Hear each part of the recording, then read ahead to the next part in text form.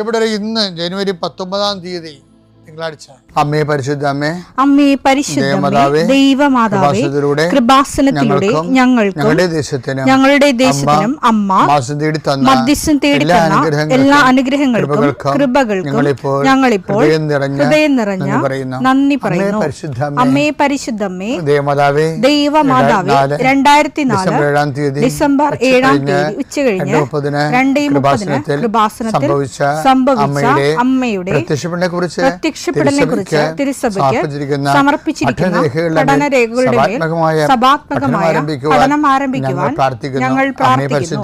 അമ്മേ പരിശുദ്ധമേ, ഭൂസ്വർലോകങ്ങളുടെ രാജ്ഞിയായ അങ്ങേയ്ക്ക് ഭൗമ സംരക്ഷണത്തിനായി പ്രപഞ്ചപ്രകൃതിയെ തന്നെ തിരുസഭ പ്രതിഷ്ഠിക്കുവാൻ ഈ പ്രത്യക്ഷീകരണം വഴി ഇടയാക്കണമേ. പരിശുദ്ധമേ, ജപമാല മാതാവേ, സകല കൃപാസനം പ്രാർത്ഥനയോടും ചേർത്ത് ഞങ്ങളിപ്പോൾ പ്രാർത്ഥിക്കുന്ന ഈ കുടുംബത്തിന്റെ പ്രത്യേക നിയോഗം പറ മക്കളെ.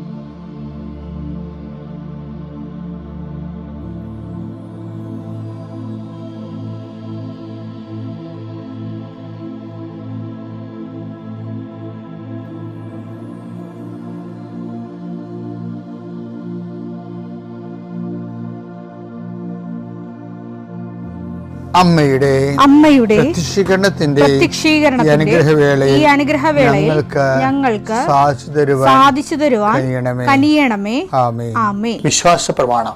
സർവശക്തനായ പിതാവും ആകാശത്തിന്റെയും ഭൂമിയുടെയും സൃഷ്ടാവുമായ ദൈവത്തിൽ ഞാൻ വിശ്വസിക്കുന്നു. അവിടുത്തെ ഏകപുത്രനും ഞങ്ങളുടെ കർത്താവുമായ ഈശോമിശിഹായിലും ഞാൻ വിശ്വസിക്കുന്നു. ഈ പുത്രൻ പരിശുദ്ധാത്മാവിനാൽ ഗർഭസ്ഥനായി കന്യകാമറിയത്തിൽ നിന്ന് പിറന്ന് പൊന്തിയോസ് പീലാത്തോസിന്റെ കാലത്ത് പീഡകൾ സഹിച്ച് കുരിശിൽ തറയ്ക്കപ്പെട്ട് മരിച്ച് അടക്കപ്പെട്ട് പാതാളങ്ങളിൽ ഇറങ്ങി മരിച്ചവരുടെ ഇടയിൽ നിന്ന് 3-ാം നാൾ ഉയർത്ത് സ്വർഗത്തിലേക്ക് എഴുന്നള്ളി സർവശക്തിയുള്ള പിതാവായ ദൈവത്തിന്റെ വലതുഭാഗത്തിരിക്കുന്നു. അവിടെ നിന്ന് ജീവിക്കുന്നവരെയും മരിച്ചവരെയും വിധിക്കുവാൻ വരുമെന്നും ഞാൻ വിശ്വസിക്കുന്നു. പരിശുദ്ധാത്മാവിലും ഞാൻ വിശ്വസിക്കുന്നു.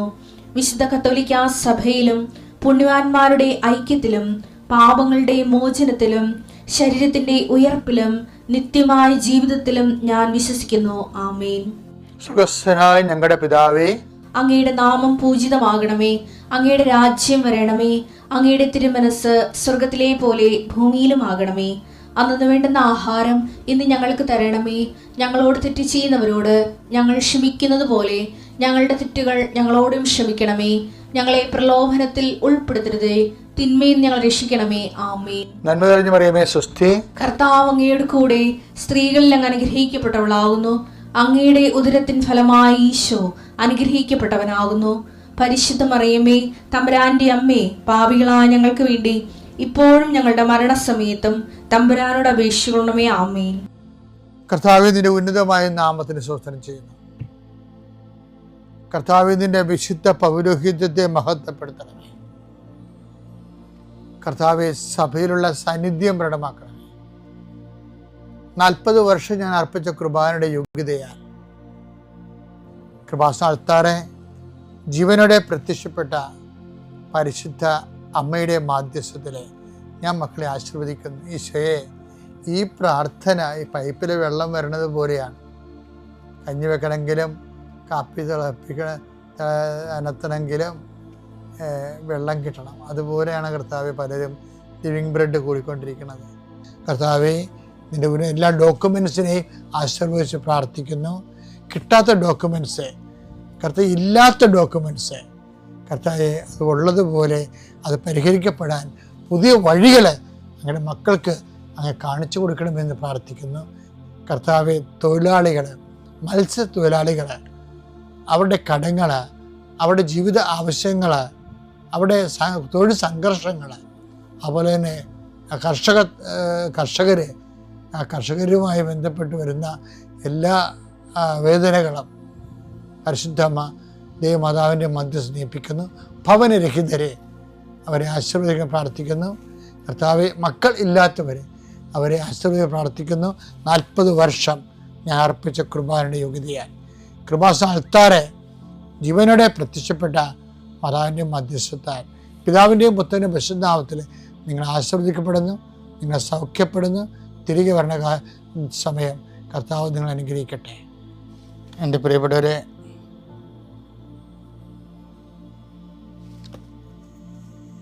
നമ്മൾ ഉടമ്പടിയിൽ ജീവിക്കുന്നവരുടെ ഒരു ചലഞ്ച് അല്ലെങ്കിൽ ഒരു ത്രെട്ട്, ഭീഷണി എന്ന് പറയുന്നത് ശരിക്കും പറഞ്ഞ നമ്മുടെ സൽപ്രവൃത്തികളാണ്. ഞാൻ പറയണത് ശ്രദ്ധിച്ചേക്കണേ.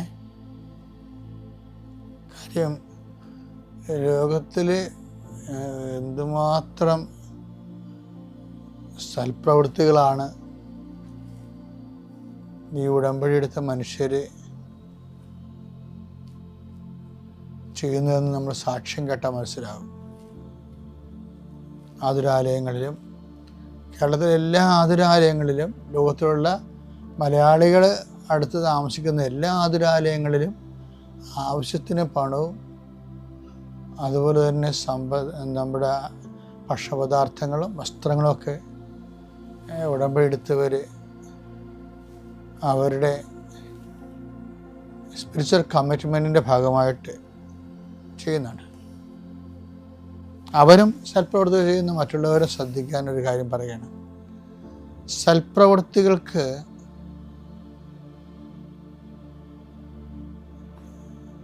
നമ്മൾ വളരെ ശ്രദ്ധിച്ചില്ലെങ്കിൽ നമ്മളുടെയൊക്കെ പ്രാർത്ഥനയിൽ ബാക്ടീരിയ കയറുന്ന കാര്യം ഞാൻ നിങ്ങളോട് നേരത്തെ പറഞ്ഞിട്ടുണ്ട്. ഈ ഒരു സിറ്റുവേഷനിൽ തന്നെ സൽപ്രവൃത്തികൾക്ക് ഇങ്ങനെ സംഭവിക്കും.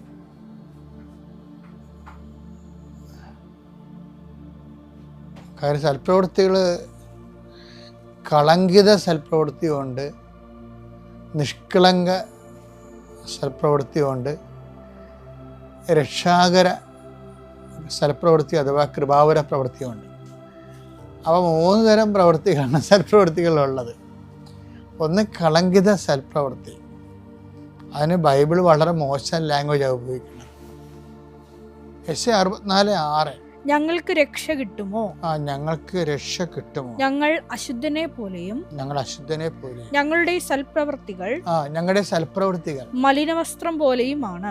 മലിനവസ്ത്രം പോലെയുമാണ്. ഇത് POC ബൈബിളാണ്.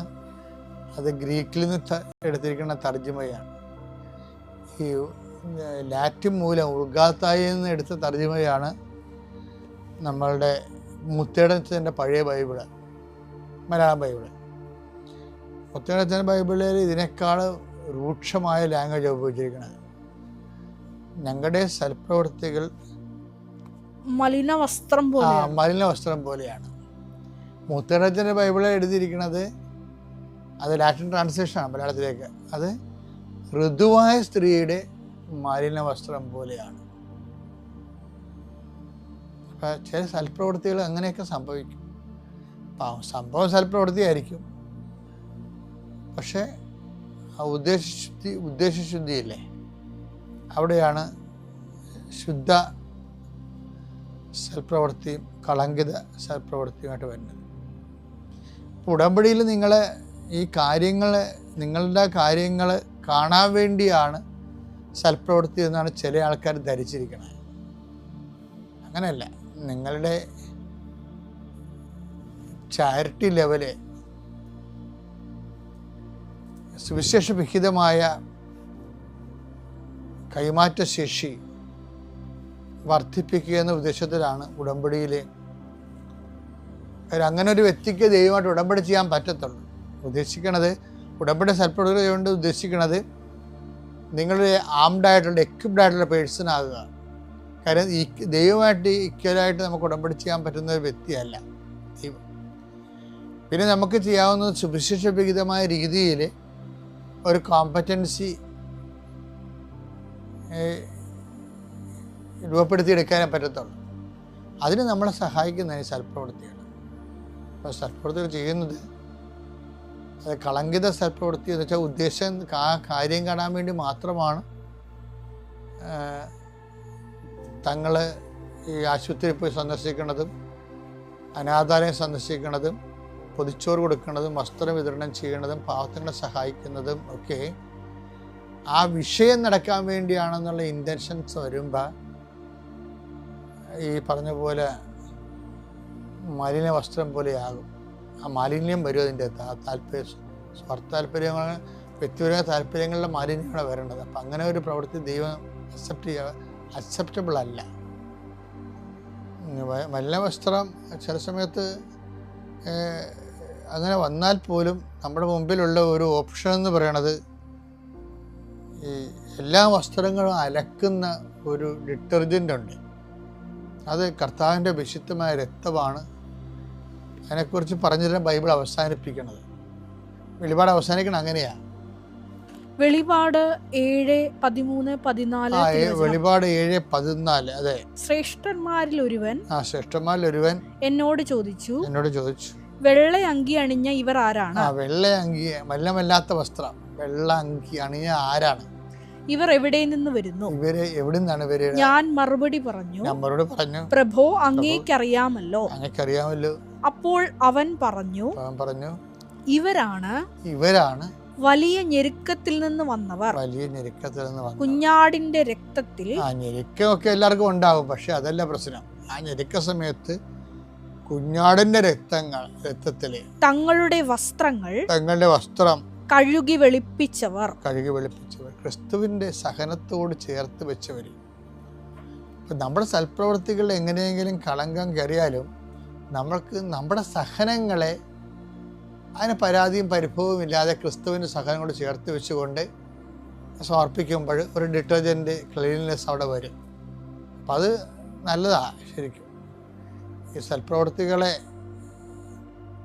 ദൈവത്തിന് മുമ്പ് സ്വീകാര്യമാക്കുന്നതിന് വേണ്ടിയുള്ള ഒരു സൊല്യൂഷനിൽ മുക്കണം നമ്മൾ. ഏതാണത്?